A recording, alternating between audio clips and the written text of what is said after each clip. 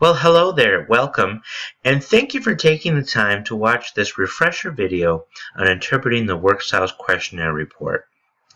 In this video, I'm going to walk through key principles of interpretation, how to best leverage the information in the report to make highly informed decisions, and also how to utilize the interview guide to get the most out of your interviews. Before we begin, I'd like to remind you that we certainly encourage you to take advantage of the interpretation guide that you can find in your user manual, as well as the online training module that can walk you through step-by-step in an interactive way how to interpret and get the information that you need from the report. So with that, let's dive right in today and get right to talking about the key principles of interpreting. For our time together today, we're going to use Sarah Johnson as our example, and we're basically just going to walk through her report talking about the basic steps and principles for interpretation. So I'm going to go ahead and scroll to the first page of information, and you probably remember that the very first thing you want to look at is the validity scale section. This is really the first key piece of information and really drives how you're going to interpret the rest of the report. What the validity scales are telling you basically is to what degree did the applicant respond in an accurate and honest manner as they were completing the questionnaire. From that, we determine if we have a valid profile or an invalid profile. So let me do that one more time. The validity scales tell us if we have a valid profile or an invalid profile. Those are really the two options. So everyone in the room, let's all say that together. We have either a valid profile, that's right, or an invalid profile, exactly. Now, if it is an invalid profile, over here on the right side, it would say in big, scary red letters, invalid profile, cannot interpret. Also, if it is an invalid profile, the applicant's overall screening index, their overall score on the instrument, is going to be a 0. So when you see a 0, you automatically know that it's an invalid profile, simply because we can't really calculate a fit score because they're not giving us a true sense of who they are. So let's just talk real briefly about each of the validity scales to kind of refresh your memory on what they're actually telling you. So the response consistency scale is basically looking at exactly like it sounds. How consistently is an applicant responding to similar items throughout the questionnaire? So for example, let's say on one page the item is, I really like to read, and the applicant strongly agrees. And then 2 pages later, the item is, I don't like to read, and the applicant also strongly agrees. Well, we know that they're being pretty inconsistent or almost random with the same question or the same concept or idea. Now, that'll certainly happen from time to time, but if someone's doing that to the majority of the pairs of items, we know that they're pretty much randomly or inconsistently responding, and it's going to say invalid profile over here. The other validity scale is the self-presentation scale.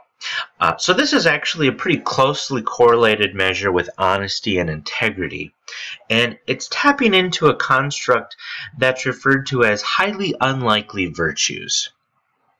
So this is made up of about 20 items that are embedded throughout the questionnaire, and they're statements like, I have never considered telling a lie, I have never been wrong, I've never felt like getting back at someone, I'm always right. So all of these, very overly virtuistic, unrealistic statements that, well, let's be honest, none of us can really agree to or endorse if we're representing ourselves honestly.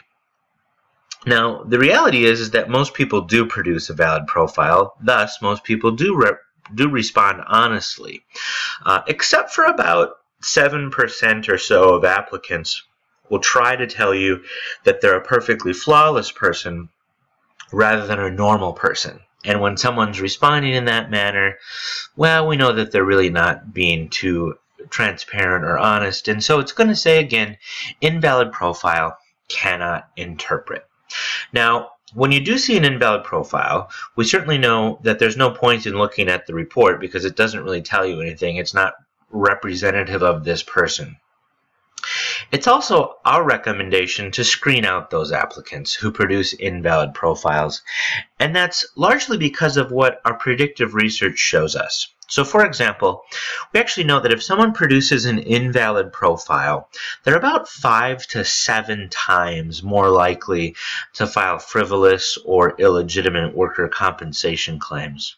We also know that applicants who produce invalid profiles are really about 4 times more likely to be terminated or walk off the job within the first 90 days.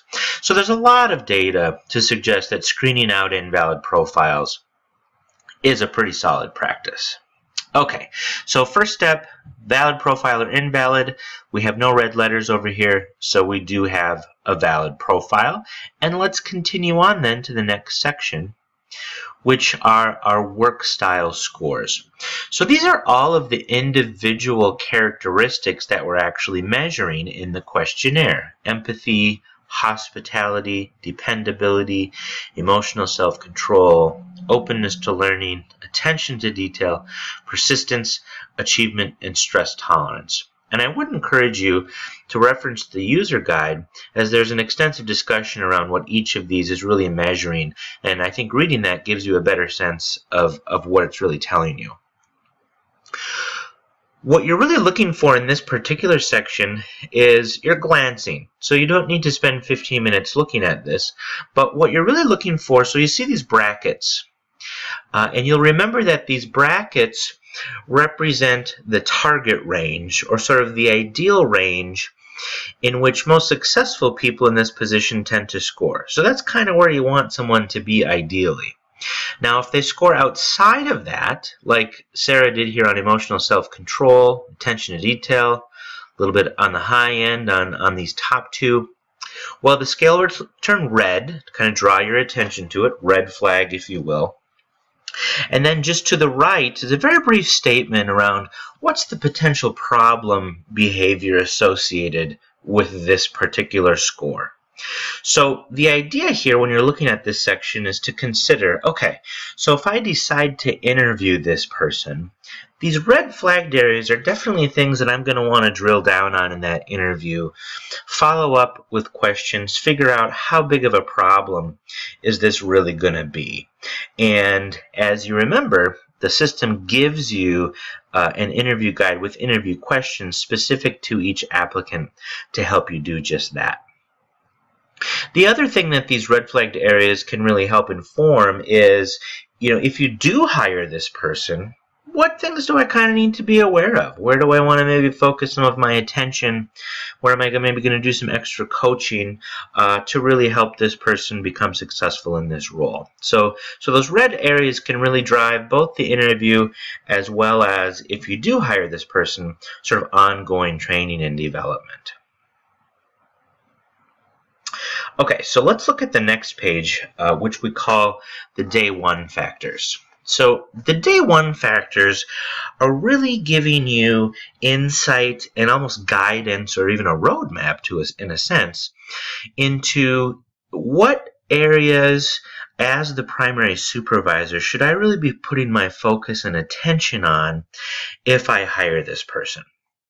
So for example, we see Sarah here under acclimating to new culture. Her triangle indicator here is all the way over to the right in the red zone, says it's a critical factor. Well, from this then, we can pretty much gather that when Sarah starts a new job, just as it says, acclimating to that new culture, getting to know people, getting a sense of the workplace dynamics, well, this is something that tends to be kind of challenging for her. And so much so, I mean, it's about as far over to the right as you can get. This probably is a pretty significant factor in terms of being a barrier to helping her be fully successful or become fully onboarded and engaged in this role. So as this person's supervisor and as the organization, this is something we definitely want to know. And so it says here, helping Sarah adjust to a new workplace culture will likely require a lot of effort, attention, and diligence. Sarah's direct supervisor should frequently check in during the first few weeks to make sure Sarah is staying positive and has a good attitude. So all that to say, if I hire Sarah, I'm going to have to put some energy into this. I'm going to have to check in a little bit more than perhaps I normally would, try to get out in front of this so that we can overcome this together and she can really become engaged. Now, the other way to think about it is, maybe I don't have a supervisor, or maybe I as a super don't have the time and resources right now to really put in this much effort and energy into someone. And so maybe this actually wasn't the best fit for us at the moment.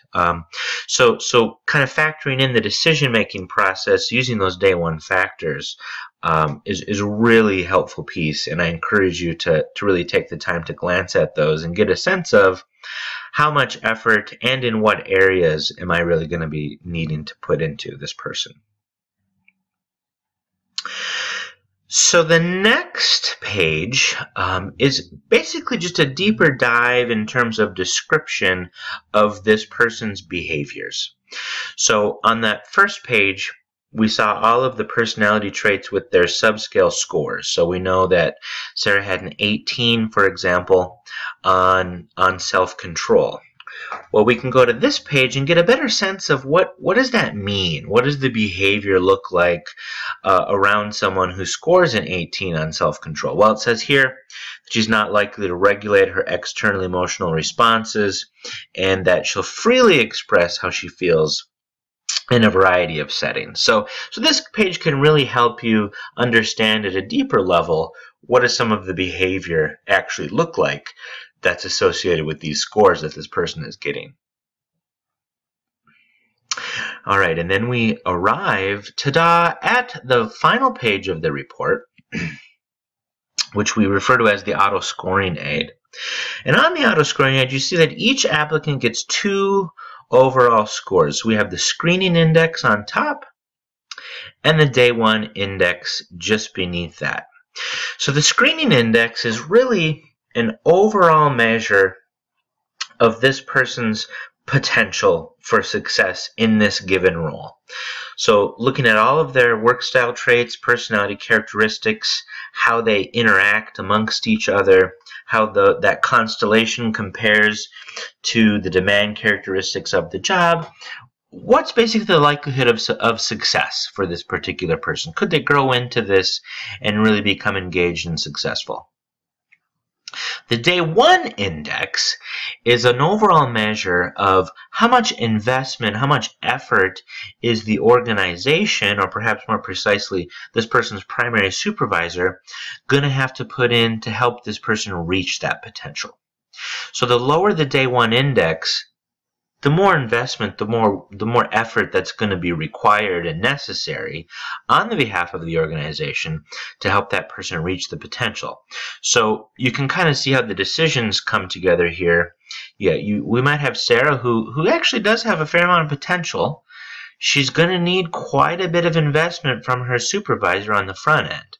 And so if we're willing and able to put that in, well, this could be a pretty good investment. It might work out in the long run. If we don't put in this investment, if we're not quite able, maybe we don't have the resources at this time, well, then this probably isn't going to work out. So really considering how these two scores interact with each other is extremely important to really give you a comprehensive picture of this person's fit with the organization. So that was our quick refresher walkthrough on the screening report. Before I flip over to the interview guide, I just want to real quickly recap. So the first thing we do is look at the validity score section. Do we have a valid profile or an invalid profile? Next, we're going to glance at the work style scale scores and get a sense of which areas fall outside of the target range, what are the things I'm going to focus my attention on in the interview, and basically, how big of a problem could some of these areas mean, and what are the implications for the particular position. Next, looking at the day one factors. What areas do I need to be focused on? Is this going to be someone who's going to require a lot of effort from me in onboarding, or maybe someone with a little bit more normal level of investment? I can take a bit deeper dive into understanding the work styles, traits, and the personality characteristics by reading the descriptions. And then finally, I have my overall context around sort of my overall comprehensive picture of the potential versus my level of necessary investment. Okay, so let's scroll back up so we can access Sarah's interview guide and do a little refresher on that before we depart ways today. So interviewing is challenging. In a fairly short period of time, you're trying to figure out who someone really is, how they're going to fit with the organization, how they're going to fit with you, how they're going to fit with consumers. All the while, they're certainly trying to convince you that they're the right person for the job. And so having tools like the Workstyles questionnaire and the interview guide can really help you go a little bit deeper, have more insight, and really try to figure out who this person really is. So we're going to take a look at Sarah's interview guide. Zoom in here a little bit so we can maybe see it better. So we've been talking about how she scored certainly on the low end of emotional self-control. So let's use this section as kind of our example today. So for each area of questioning, we have what we call the psychologist tip, which is basically just saying, what's the point of this question? What are you trying to figure out here? Well, this one says, figure out if this applicant is able to regulate his or her own emotions when necessary. So that's kind of our lens through which we're going to start this particular conversation. So then just to the right, we have basically the question to get things started. This one, which again, remember now, was triggered exclusively for Sarah based on how she responded to the questionnaire.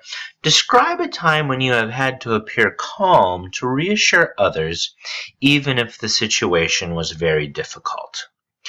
So as Sarah starts to respond, you're really listening for two different pieces. The first one being awareness. And by that we mean, because of the screening tool, we already have a sense of this particularly strong piece of Sarah's personality. We know that she's probably pretty outspoken and expressive and all those pieces. We want to figure out, does she know that? Does she have some insight and awareness into this particularly strong piece of who she is? Or is she maybe kind of clueless about it, just to be blunt? And if she is aware of it, well, that's certainly a positive thing, because that increases the likelihood that she can work with it and we can work with it and maybe do some coaching and development. Now, if she's not aware of it, that's definitely when the problem behaviors kind of arise out of nowhere, and before we know it, she's arguing or even yelling at a consumer. So we're listening for awareness. The second piece then that we're listening for, we call intentionality. By that, we really mean if this person is aware of who they are with regard to this piece of their personality, have they also developed some strategies to modify that or control that? So for example, if we were to ask this of Sarah and she says, well, gosh, I actually really know that I tend to be someone who's pretty expressive. I tend to be, kind of share what's ever on my mind, and that's definitely gotten me into some sticky situations. And so I've learned that I really need to take a big deep breath, count backwards from 10 before I'm responding, and really thinking through what I'm going to say before I say it.